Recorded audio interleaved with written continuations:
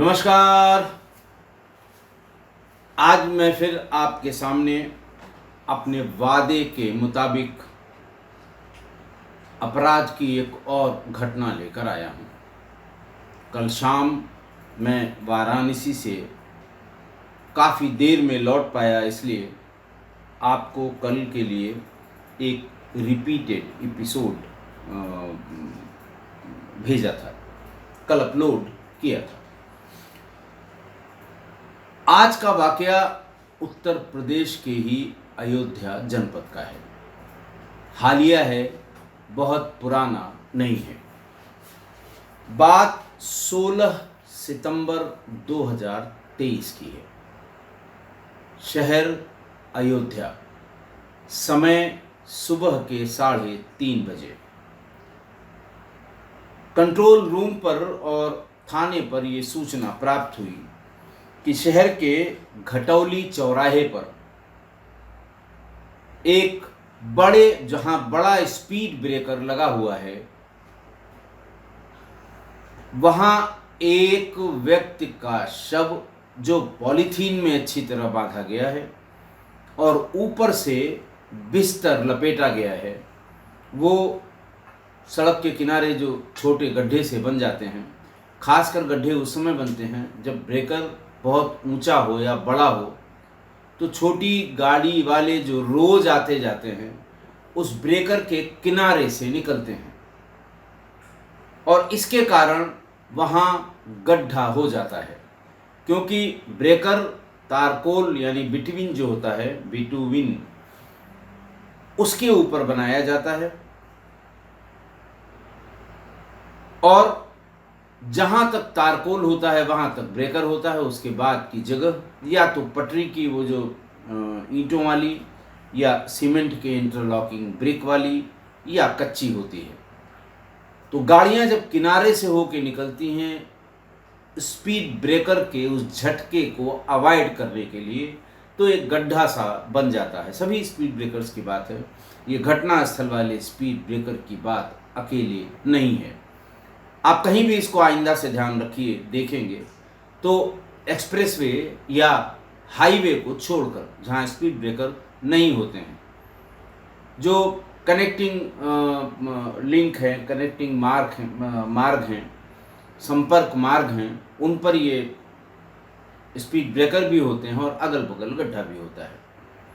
तो यही बताया गया कि उस गड्ढा या थोड़ा सा जिसको कहते हैं छिछली सी जगह, जहाँ बरसात में पानी जरूर भर जाता है, वहाँ पर इस तरह से एक शव पॉलीथीन में और उसके ऊपर बिस्तर में बंधा हुआ और पास में रखी हुई गिट्टी के ऊपर एक मोटरसाइकिल गिरी पड़ी हुई है। सूचना पर फौरन जो नाइट अफसर थे, पेट्रोलिंग ड्यूटी वाले थे, सब भाग कर आए। काफ़ी पब्लिक के लोग इतनी सुबह भी वहाँ पर मौजूद थे। पुलिस ने पूछताछ शुरू की। 2 लोगों ने ये बताया कि साहब यहाँ से 2 लोग एक मोटरसाइकिल पर, जिसका नंबर UP 41 AY 3546 था, उस पर बहुत तेजी से निकल रहे थे। ब्रेकर का या तो उन्हें ध्यान नहीं था या वो पहली बार इस रोड पर आए थे। बहरहाल ब्रेकर पर पहुंचते ही मोटरसाइकिल 3-4 फीट ऊंची उछल गई, चूंकि स्पीड बहुत तेज थी। पीछे बैठे हुए आदमी के पास ये गद्दे में या बिस्तर में लपेटा हुआ जो भी चीज़ थी, वो छिटक के उससे नीचे गिर गई, वही जो रोड ब्रेकर है उसके बगल वाली गड्ढे की जगह में, और उसकी मोटरसाइकिल उसी के ऊपर आकर लिपट गई, चिपट गई या गिर गई।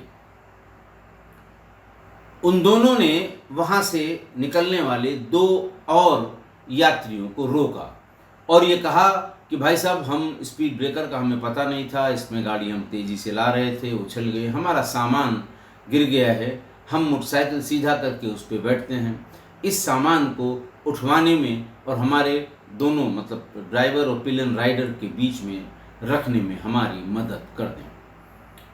दोनों लोगों को लगा सुनसान जगह है, ये दो लोग खड़े हुए हैं, जेन्युइन सी बात लग रही थी, स्पीड ब्रेकर वहाँ था।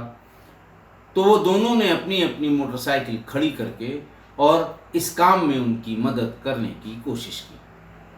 सबसे पहले उन्होंने उस बंधी हुई चीज़ को वहाँ से उठाकर सड़क पर लाने की, कि आप सड़क पर मोटरसाइकिल खड़ी कर लीजिए, आप लोग बैठ जाइए, हम आपको पकड़ा देंगे, आप लेके चले जाइए। सामान्य सी बात है, बहुत से लोग बड़ा सामान अगर उनके मोटरसाइकिल पर जाना है वो बैठ जाते हैं, तीसरा आदमी वो सामान उन दोनों के बीच में रखने में मदद करता है। बहरहाल जब उन दोनों में से एक आदमी उसको, उस सामान को उस छिछले से गड्ढे से उठाकर सड़क पर रख रहा था, तभी उसे एक हाथ उस बंधे हुए सामान में से निकला हुआ दिखाई पड़ा। वो जोर से चीखा और दूसरे वाले से कहा, भागो, भूत हैं। अपनी मोटरसाइकिलें छोड़कर भी वो बहुत तेजी से आगे की तरफ भागने लगे। रास्ते में उन्हें जो दिखाई पड़ा उनसे कहा कि साहब, पीछे रोड ब्रेकर के पास कोई भूत जैसे लोग खड़े हैं और एक सामान गिरा हुआ है, उसमें एक हाथ दिखाई दे रहा है। सड़क के किनारे किनारे ही मकान बने हुए हैं इस चौराहे के, घटौली चौराहे के।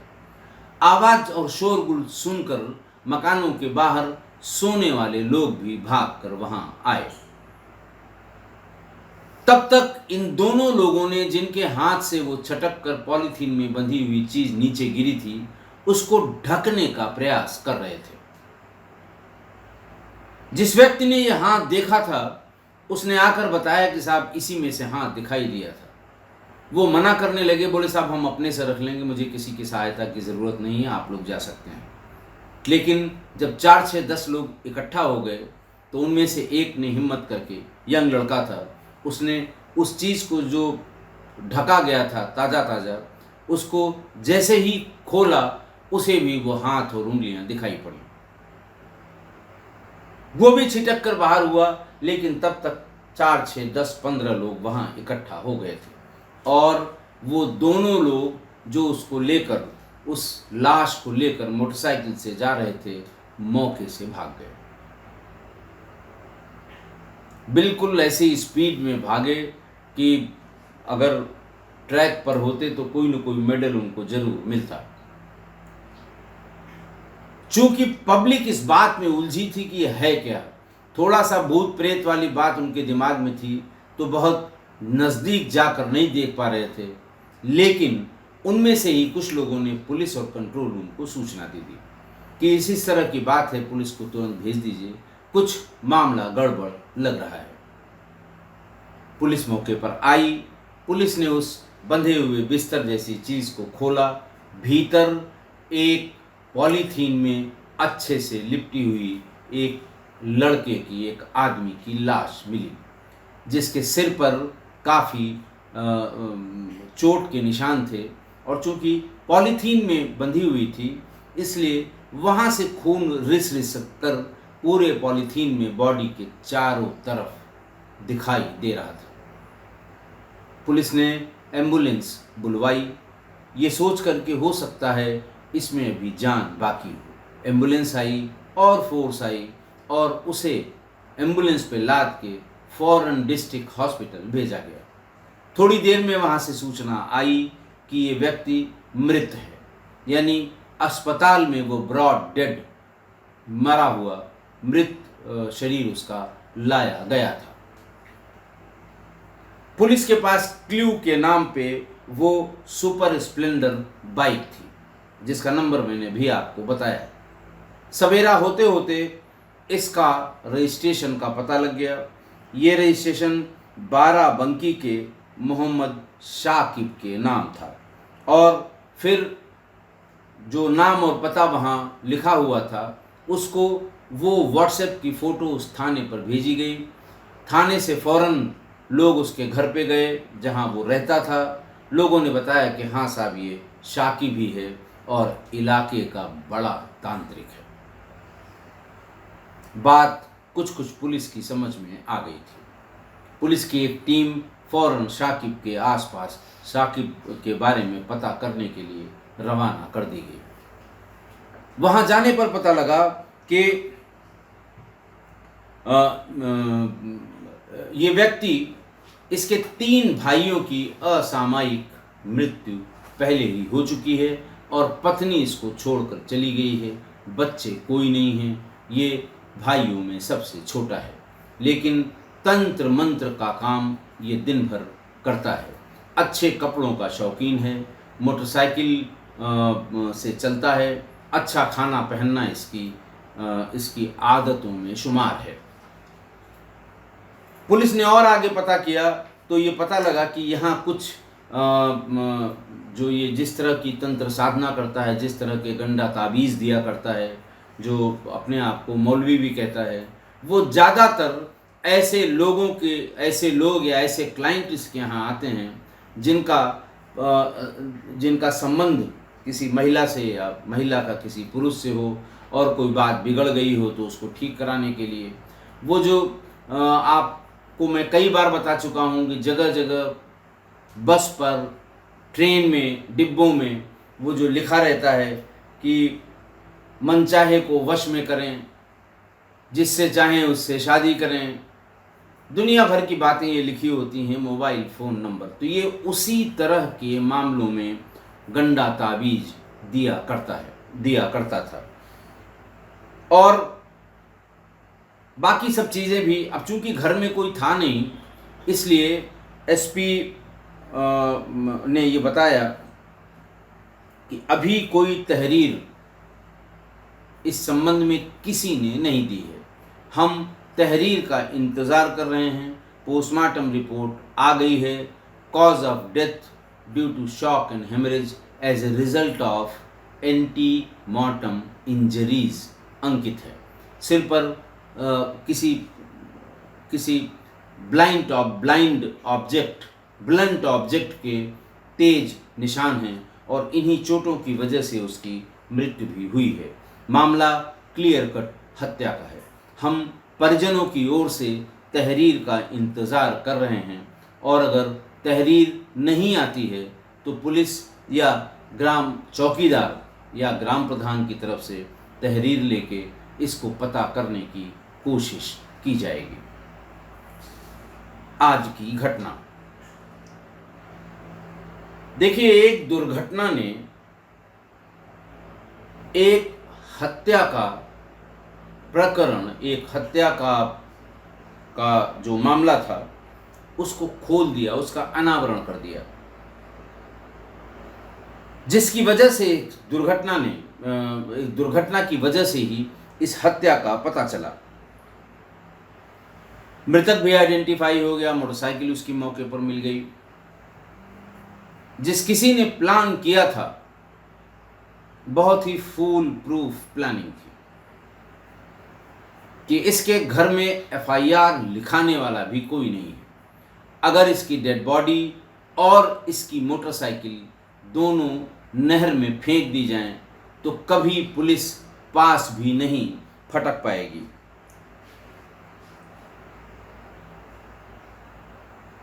शाकिब के जीवन का ये दुखद पहलू था कि उसके तीन भाई और थे, उन सारों का असामयिक निधन हुआ। पत्नी छोड़कर चली गई, बच्चा भी कोई नहीं था। लेकिन विचित्र बात ये थी कि इतना सब होने के बाद भी वो तंत्र मंत्र, झाड़ फूंक का काम करता था, जिसके साथ इतनी दुर्घटनाएं हो चुकी हैं। वो इसी तरह की दुर्घटनाओं को रोकने, बचाने, वापस करने से संबंधित तंत्र मंत्र का काम करता था और किसी भी पर स्त्री को, लड़की को, दूसरे की बीवी को अपने वश में कर लेने की गारंटी देता था। अपने काम के लिए पैसा लेता था और मुंह मांगी रकम लेता था। मैंने बताया आपको, अच्छे कपड़े पहनना, अच्छा रहन सहन और मोटरसाइकिल में हमेशा मोटरसाइकिल से घूमना, नेचुरली पेट्रोल का पैसा भी, सब वो ऐसे बेवकूफ़ बनाकर अपने क्लाइंट्स को वसूलता था।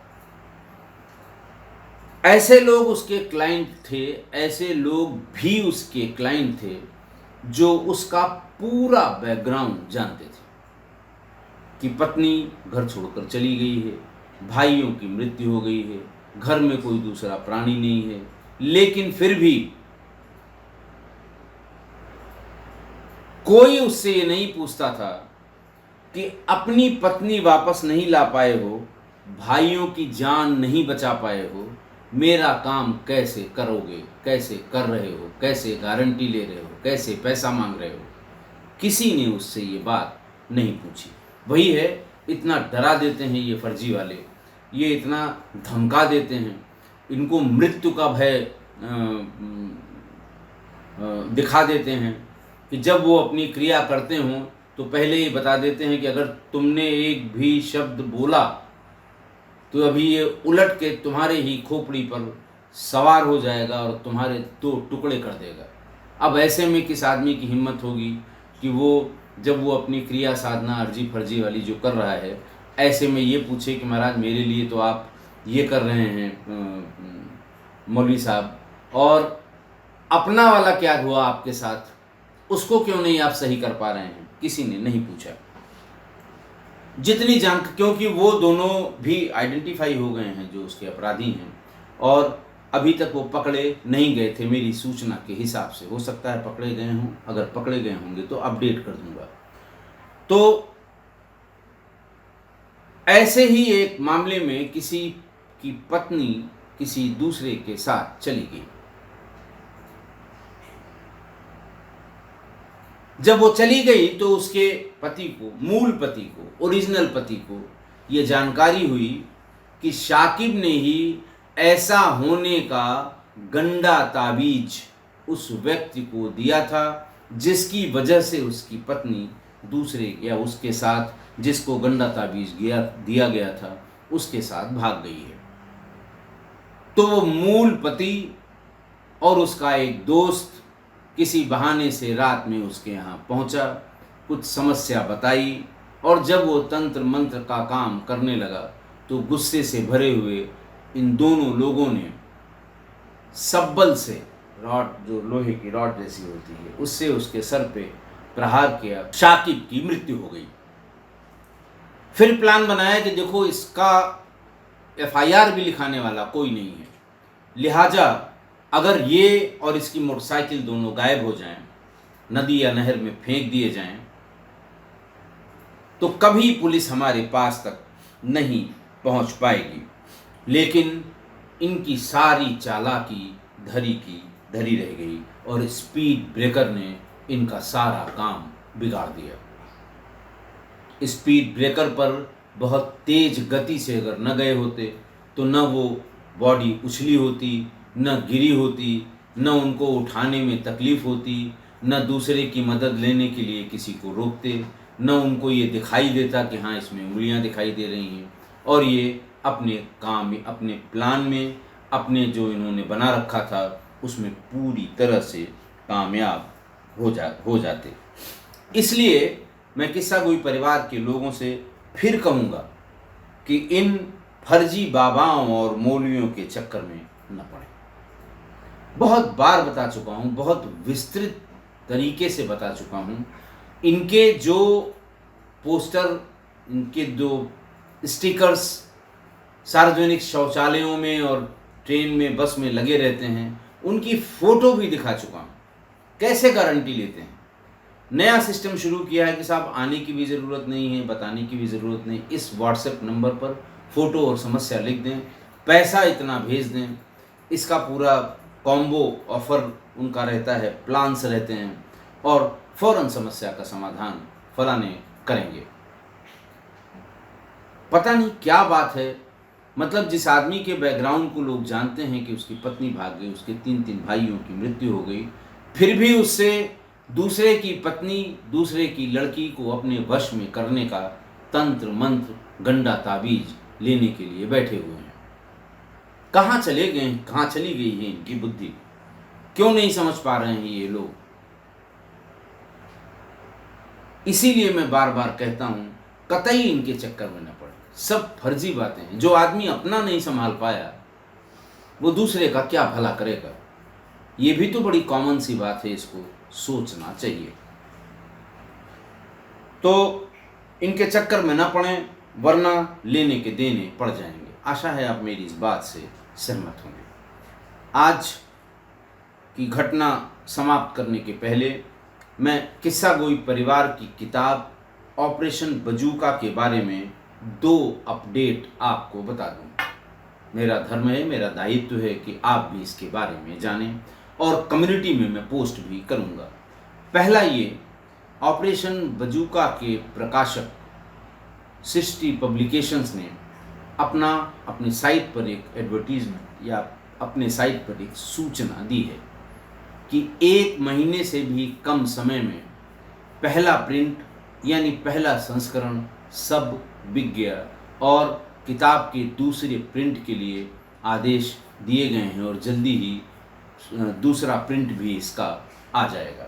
ये सब किस्सा गोई परिवार के हमारे सुधी श्रोताओं, सदस्यों और जो भी इंटरेस्ट रखते हैं, सुनते हैं, कमेंट करते हैं, बिल्कुल अच्छी तरह से उसका विवेचन करते हैं, विश्लेषण करते हैं, ये उनकी मेहरबानी है।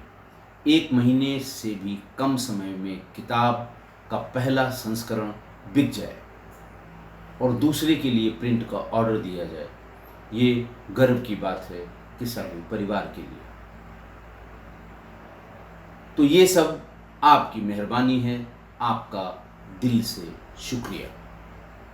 दूसरा अपडेट ये है कि किताब की इस प्रगति से, इसके सर्कुलेशन की इस प्रगति से अति उत्साहित होकर प्रकाशक यानी सृष्टि पब्लिकेशंस ने लखनऊ के प्रसिद्ध यूनिवर्सल बुक स्टोर, जिसकी मुख्य शाखा तो हजरतगंज में है, लेकिन इसकी एक और शाखा